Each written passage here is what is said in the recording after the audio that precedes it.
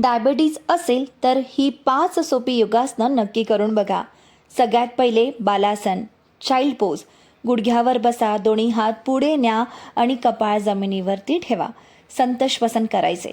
या आसनामुळे मन शांत होतं, स्ट्रेस लेवल कमी होतो आणि त्यामुळे शुगर लेवल नियंत्रणात येण्यास नक्कीच मदत होते. दुसरं आसन म्हणजे भुजंगासन. दोन्ही हात खांद्याच्या शेजारी ठेवत श्वास घेत छाती वर उचलायची आणि समोर बघायचं. या आसनामुळे पोटातील अवयव ॲक्टिव्ह होतात, डायजेशन इम्प्रूव्ह होतं आणि पोटाकडे रक्तप्रवाह वाढतो. तिसरं आसन म्हणजे बेबी कोब्रा पोज.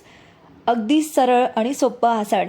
या आसनामुळे आपले संपूर्ण ॲबडोमिनल ऑर्गन आणि पोटातील संपूर्ण अवयव छान स्टिम्युलेट होतात आणि त्यांचं कार्य सुधारतं आणि त्या संपूर्ण अवयवांकडे रक्तसंचार व्यवस्थित होतो.